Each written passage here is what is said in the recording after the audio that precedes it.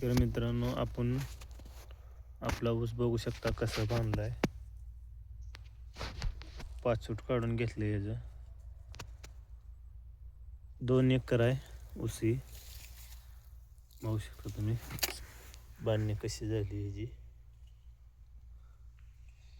कोंबारीची संख्या कशी आहे बघा.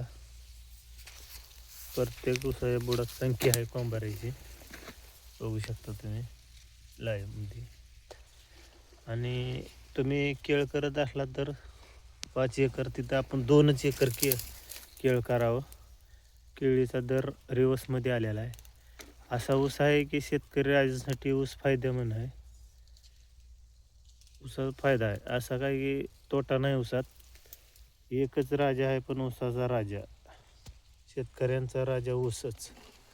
बघा तुम्हाला ह्याच्यापासून किती फायदा आहे. तुम्हाला 5 फूट काढल्यापासून प्रत्येक ऊसाच्या बुडात कोंब यायला लागलेत. प्रत्येक संख्या कोंबारीची बघू शकता तुम्ही. प्रत्येक ऊस कोंबाऱ्याची संख्या भरपूर आहे. प्रत्येक शेतकऱ्याला आपलं सांगणं आहे की 5 फूट काढून घ्यावं. तुमचा फायदा आहे. टनेज बी वाढणार, हवा प्यायला मिळते, ऊन बी मिळते ऊसाच्या बुडात. अशी कोंबाऱ्याची संख्या भरपूर निघते, बघू शकता तुम्ही. केळीपेक्षा आपल्याला ऊसात फायदा आहे. केळीचा दर रिवर्स आल्या तर तसं ऊसाचं दर रिवर्स नाही तर आलेलं. त्याच्यामुळं ऊस आपल्याला परवडतो. आपण 2च एकर ऊस लावला तरी आपला फायदा आहे. केळीत तसं आपलं नुकसानीमध्ये आहे. केळ मग गावडाव आहे शेतकरी राजाचं. कोण केळीमध्ये तोट्यात गेले यावर्षी, नुकसानमध्ये गेले, पण ऊसाचं तसं नाही ना.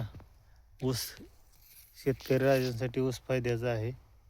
आपल्या चॅनेलला लाईक करा. बघू शकता तुम्ही ही अशी माहिती दिली आपण प्रत्येक शेतकऱ्यांना की बाबा तुम्ही 4 एकर केळ करत असला तर तिथं आपण 2 एकरच लावावे, आपलं असं म्हणणं आहे.